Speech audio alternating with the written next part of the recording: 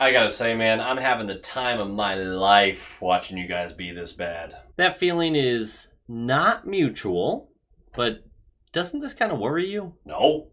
Why would it? Well, because it looks like I'm starting a rebuild of some sorts. Right. And you've been working on a rebuild for over 10 years. Uh-huh. You've already been passed by Montreal, Ottawa. Like, imagine if I rebuild faster than you. I have a pretty big head start. And yet we are practically tied in the standings. Yeah, sure, but next year's our breakout campaign. Why? What do you mean? I mean, why will next year be different? Well, because young guys are going to take a step forward in their development. Dude, you've been saying it for years. What is Tage going to take another step forward? Of course. He's 27. He's 27. He's 27. He's 27.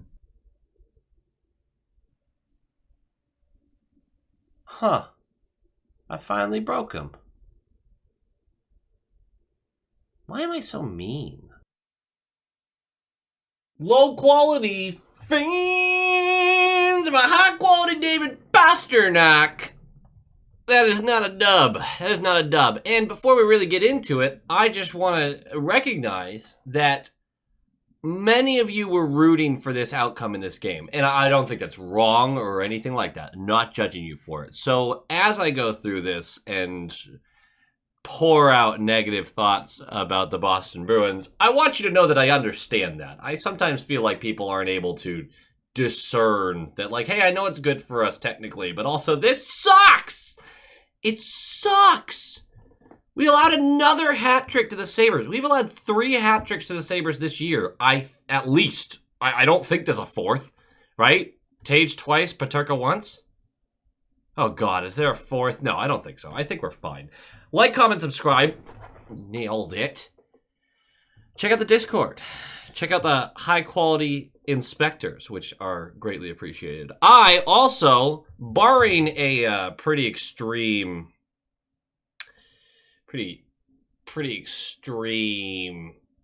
comeback where he has one player still playing, I think I won my fantasy league. Oh! All right. I just had to do that for a second. Okay, let's talk about this Buffalo team. It's our 4th meeting of the year. We are 1-2-0 against Buffalo this year. Now 1-3-0. They have the 25th ranked power play, 22nd ranked penalty kill, 9th in goals for, 29th in goals allowed. Buffalo's case is actually a fairly interesting one this season. We understand the pressure they are under to make some forward progress as they are once again near the bottom of the Eastern Conference, near the bottom of the league. They actually are, oddly enough, 5th in goals scored at 5-on-5 in the league. Like, they have a top 5 5-on-5 offense. Easily the best thing about their team. But they're at the bottom of the standings again. And now they have teams like Montreal and Ottawa who are looking likely to make the playoffs, who started their rebuilds way after this Buffalo team. Basically everyone else who started the rebuilds when Buffalo first started theirs is far and ahead of them. And it's got to be frustrating. It's got to be... I don't know how they do it. Here's the thing. When you look deeper into this Buffalo team, you don't find anything positive. That's what's even worse. They rank 5th in even strength goals scored in the league. I just mentioned that. But they rank 27th in expected goals for at 5-on-5 and 29th in high danger chances created, according to Natural Stat Trick. At 5-on-5, all this is 5-on-5 so far. The scoring talent is actually covering up a general lack of creation, which, of course, you can twist either way if you want it to be a positive versus negative. We'll get there. Their power play ranks 25th, as previously stated, and all the underlying numbers support it being that bad. The shooting talent at even strength is able to way outscore their poor chance creation, but the Sabres rank 24th in high danger chances created on the power play, 21st in expected goals on the power play, and are tied for 3rd in shorthanded goals allowed and 5th in shorthanded chances allowed. All of that talent that's covering up for the offensive woes at 5-on-5 isn't shining through on the power play. We're going to get to a point here. What I'm trying to get across, really, is the one bright spot about their team the 5-on-5 offense, the underlying numbers, the analytics, and the eye test all kind of point to something you're like, is it that good? Like, is that sustainable? That's crazy. Like, you're looking at this team that's terrible in the league standings. But the best thing about them, you're still saying, oh my gosh, I think they're overperforming. Like, that's really bad. And people want to talk about the goaltending, which hasn't been great this year. I get it. But it's hardly their biggest issue. It's hardly their biggest issue. They give up chances by the boatload. And the fact that the Bruins really couldn't exploit that in this is a whole different conversation. But the structure, the communication, the chemistry on the ice, those are the things that the deeper you dive into this team, the more you go, I don't think they have it. Now, there's a positive spin to this. New coach, new coaching staff, full overhaul. Does this team immediately take a jump? Do they have the talent that is outscoring issues at even strength? Once they're in a proper structure, is this a good team? Or is it the exact opposite, where this team can't work together well? Their individual talent allows them to score more goals through the 5-on-5 minutes, but it's poor chemistry based on play style, not based on individuals. It's poor structure from the coaching, sure, but what if the structure is somewhat there and these players just are incapable of actually coming together and providing a full unit effort? Now, that's really a disastrous way to look at this, but you have to start asking some really difficult questions, because it is not too early to be like, this core might not be it. And obviously, I was high on Buffalo going into the season. I got this very wrong. I really, really expected the offense to bounce back, UPL to continue his somewhat good numbers from the end of last season. Just advancement of the young guys. And they still have a lot of young guys. So I could eat my words in the next 2 years on this. But how are they so far behind all these other rebuilding teams in the East? I don't understand. I mean, if I go over to the standings right now, and I just look at the Eastern Conference, down at the bottom is Boston and Pittsburgh, who we are starting our rebuilds. We understand that. Philly is down there as well, which they keep trying to not actually do a full rebuild. They've been weird for years, but I mean, you could put that in that Buffalo category. And then there's Buffalo. And then above them, there's the Columbus Blue Jackets, who at least look like they're coming together. The standings, they're not very far apart, but look like they can really make a push. They had terrible injury luck this year, all sorts of things. And Buffalo had some injuries as well. The Islanders, who we know are that middling team till the end of time. They just are. And Detroit, who also went through a rebuild way above. The Rangers, and then we get to like Montreal. We get to Ottawa. We get to New Jersey, who had to go through a little reset there a few years back. Like, Buffalo, you can't still be doing this shit, man. I know they won the game. But I'm getting frustrated because I want the Buffalo Sabres to be relevant. I've officially switched over to, I just feel bad at this point. Not bad enough to take them out of my skits and stop making fun of them, but like bad in the way that I meet a Buffalo fan and I want to like grab their hand and say, it's going to be okay. It's going to be okay. You should stop watching hockey, though. This game does have a real impact, by the way, because had the Bruins won this game, I believe they would have jumped all the way up to pick number 7 or 8. And because they lost it, they stay at pick number 4. I want to remind everyone, the odds of going from 4 to 6, fairly high, right? There's basically like a 70% or 60% chance that 2 teams jump into, that's probably not great for, it's like a 50% chance that 2 teams jump from behind the Bruins into that slot. There's also a chance that the Bruins can jump in there. But it's like a 10% chance, right? The losses and wins here, when people talk about the chances for the draft pick, really what you're just hoping is either the Bruins jump up or those top 2 picks go to San Jose and Chicago so that there's no variance on us getting pushed farther back. That's what you're really hoping for. And I'm going to do a video where I break down the draft picks more. We're going to talk more detail about how the lottery works, all that good stuff. But just know that if we were to fall to 5th, we lose like a 1.5% chance to jump up to that 1st or 2nd slot. Like the percentage isn't a high percentage that you're actually getting knocked down, but it does mean, you might get moved to 7th. You might, there's more things at play there. But this game does have a real impact on the lottery odds. And I know, again, many of you are just rooting for the Bees to lose. Worked out your way. The lineup for the Bruins. Geeky, Lindholm, Pasta, which is on fire right now. Zaka, Middlestat, Lysell, which is not on fire right now. Huznadinov, Mitten, Letary, Lauko, Beecher, Kepke, Zadorov, Jokiharju, Lorai, Peak, Callahan, Wotherspoon, Korpisalo.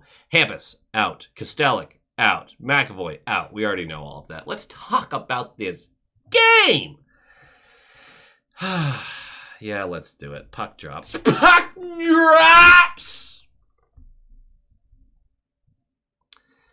We're getting started early again. 3:37 in. Buffalo turns the puck over and then doesn't control the spacing well at all. If you're somebody who appreciates gap control defensively, this game was the equivalent of just stubbing your toe over and over again. This was horrific. Horrific spacing on the defensive end for both teams. It was gross. But Boston is in transition, and the Sabres are playing the loosest defense. So Geeky just gets way too much time and space down the left side. He gets a good shot away. UPL does get a little piece of it with his glove. It kicks over to the corner. Clifton gets to the rebound, but he's getting forechecking pressure on him, so his clear up the wall is weak. Oh, Cliffy. I do miss Cliffy. I would take Cliffy on this team right now. Not for his current contract, but I would.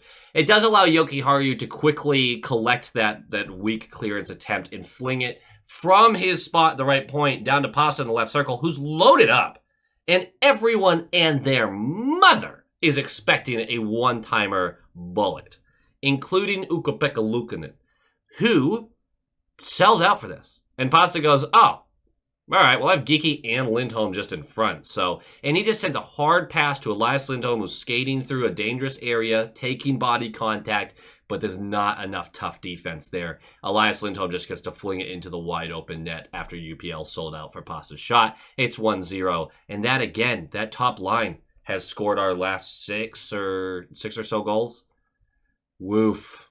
I mean, that's great, but also, well, we'll get there. 6:03 in. Beecher for hooking. We're going to the penalty kill. We kill it. And 5:33 left. This is a bad turnover by Peterka, who fumbles the puck as he's trying to exit his zone. Pasta strips it away. Waits for Geeky to touch up on the blue line. There was some fan upsetness about this, but this was clearly onside.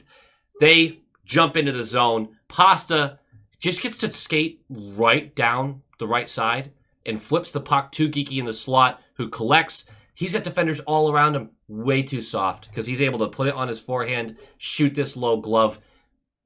A piece is gotten, not enough. It's 2-0. And I found it funny. I watched the reactions on Twitter and people were very upset. They're like, what the hell is happening? We can't keep winning games. And I was firmly entrenched in this game is not won. Are you kidding me right now? We've watched this team for the past month, right? Like, you could spot us a 2-goal lead in most of those games and we still would have lost.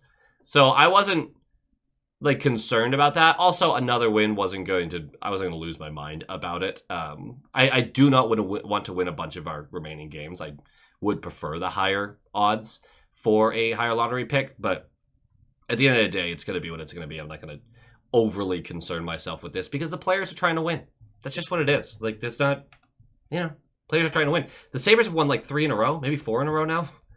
That fan base is sitting there like, great. Cool, thanks for showing up now. They are doing that thing, though, where watch them win the next, 5 games, and everyone goes into the next season. But Buffalo really showed something through the last half of the season, the last quarter of the season, just like they did the year before. I will fall for it again, I know I will. 4:48 left, Jokiharju 4, slashing. We're going to the penalty kill, we killed it. The penalty kill was really good for a lot of this. 7:33 into the second period. The Bruins do that can't clear the puck thing again, and the Sabres get set up a couple of times over and over again. The play is going to peak as Byram gets the puck on the left point, and he's going to send this on net through a few bodies, and it gets to Korpisalo. Save is made, but Benson is right in front, getting way too much time right in front of Korpisalo to dig away at this. Korpisalo can't freeze it. The puck gets bumped out to Tage, who's a wide open net just outside the scrum. Tage is this weird player because I sit there and go, why are you so stationary? You're not moving. You're not doing anything. And then all of a sudden he does this, right? He just jumps in, gets the puck, and it's a goal. It's just a weird, really weird player to watch. 2-1, and it's not going to take much longer for this game to be tied. Less than 2 minutes later, Lysell gets the puck stripped off his stick. in the left circle by Peterka of our zone. He is trying to get to the wall. He's not like going towards the slot, but either way, it's a really tough game for Lysell. But he gets that puck stripped away by Peterka. Dahlin is there to collect the loose puck and whips this to the net front. Tuck gets a piece and it bounces over Korpisalo's glove side, and it's 2-2 just like that. Just a couple of minutes like that, and your 2-goal lead is just gone. Then 4:12 left. Peterka for holding will go to the power play. 50 seconds later, the Bruins, the power play has actually been okay over the past few games. How about that? It's poetic for Middlestat, who gets a goal against his former team. The Bruins are set up in the zone. Lohrei to Pasta on the right side, and this is just the weakest defense, man. He skates down the right side. No one's even pressuring him or anything. Gets below the right circle. Flings it into the net front. It gets tipped on the way, but it still gets all the way over to Middlestat, who's battling, but really just standing in front there, and he gets a tap in on the back door. I just have no idea how they allow this to happen so easily. And it's 3-2 power play goal for the Bruins. You'd love to see it. And then 1:29 left. Minton is chasing Tuck to the right point. This is one of those plays where I think at every level of hockey you kind of see this, and I'm really surprised Lysell didn't pick this up. But this is the kind of play that really highlights to me that Lysell is in his head a lot right now. He's frustrated. The points aren't coming. The assists, the goals, nothing. Nothing is coming for him right now. He's frustrated because he is creating in the offensive zone, but he's doing poorly in the defensive zone. This kind of highlights that too. It does feel like he's trying to do something else when on the ice. Either way, Minton's chasing Tuck up to that right point. Before he gets forced out of the zone, Tuck dishes it off to Dahlin, who's also there, and Dahlin gets to skate right back down that wall. Lysell, so Minton's chasing up. Lysell's on that point with Dahlin. And when that handoff happens, here comes Dahlin. Lysell is still standing. He's flat-footed. He goes, oh, wait, that's my guy. He starts skating down. It's too late. Dahlin gets to go one-on-one with Wotherspoon, which is not a matchup made in heaven for the Bruins. Toe drags the shit out of this guy and then beats Korpisalo low blocker from the slot. It's 3-3. It was a filthy goal. Wotherspoon didn't enjoy that. Lysell didn't either. It was bad. Third period starts. Tie game. I don't know what I expected from the Bruins. I didn't expect them to get outscored by 3 in the third period, though. Like, it's a tie game against another bottom of the league dweller. Kind of brings something. There's no way the players are tanking. It just doesn't work like that. This is bad. 1:59 in. Sabres in transition after a few really good Bruins chances. And they did. They came out buzzing. They had some nice chances early on. Wotherspoon positions himself way too close to the center of the blue line in our defensive zone.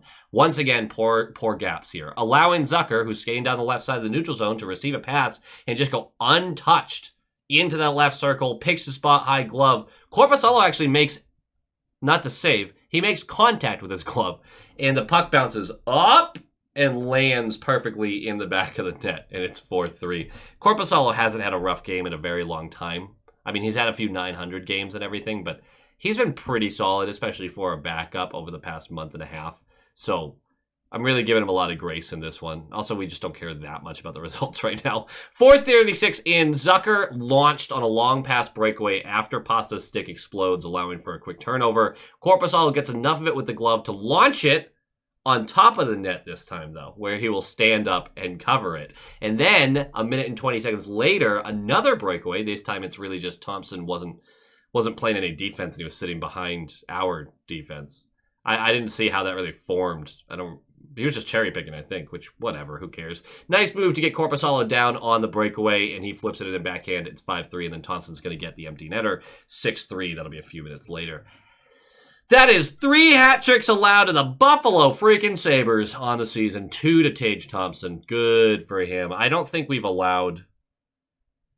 I think Ty Anderson said it's been about 14 years. I think it's 2010, 2011, the last time we have allowed multiple hat tricks to the same team. That year was better than this year. Game notes, Pasternak has been the goal scorer or the primary assister on the Bruins' last 11 goals. The bottom 9 haven't sniffed a goal in like 4 games. That's just... wow. It's actually just impressive, but it also does explain your 1-11 or 1-10 record over your... no, 1-11 record over your last 12 games.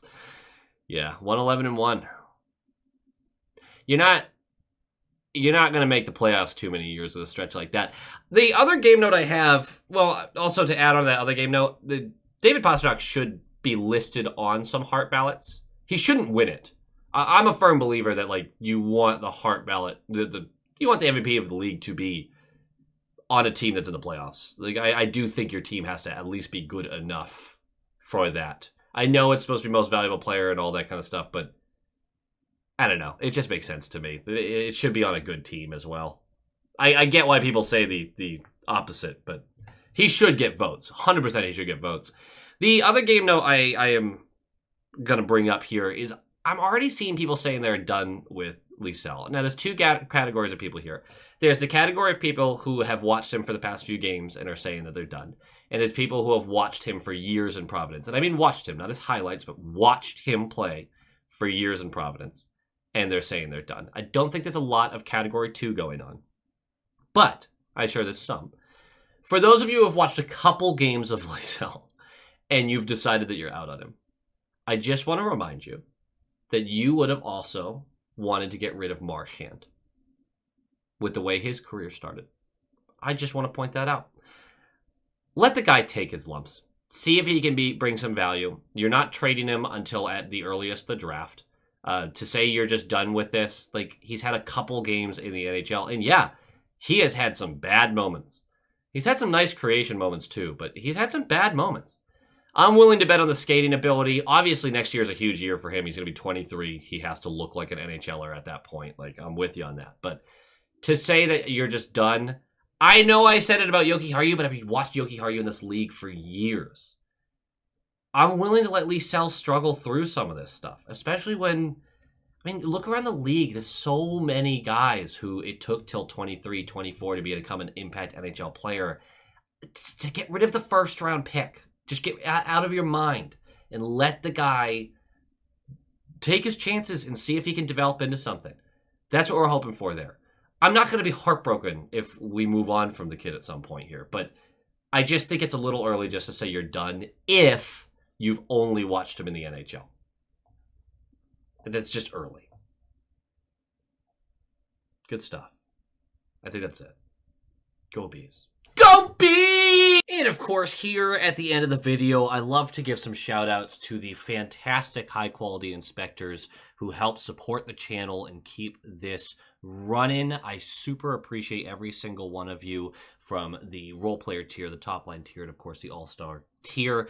We are going to do our shout outs for this top line tier. Thank you so much to Sean Kreider, Michael Kammerer, Chris and Erica, Kevin Timperley, Quackin' Platypus, JM, Smoke Channels, Shaggy, Adam Ella, Albert Waldron, Negev79, Lola Cattingsworth, EKM Productions, Moonlighter TV, Big Bad Bruin, The Bugman, Jeff with a G, Tommy Braga, Roland22, GD Viperworks, Len Kreutz, Brock Nope, Han Slobo, Coach D, The Atomic Lizard, Bradley Johnson, Brett Arney, Pincent, and Nick Zatrullo. Thank you so much, each and every one of you. Your top line material. But now we got to move on to our all-star tier members, the absolute legends. We have Jacob Pratt, Jake Brower,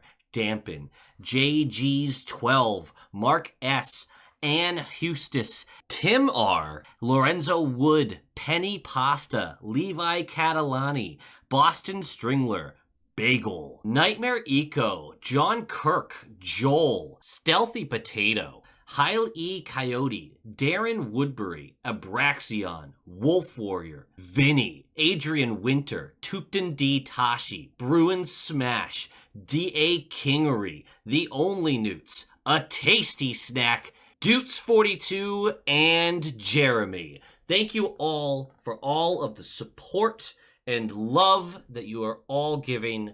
I appreciate each and every one of you.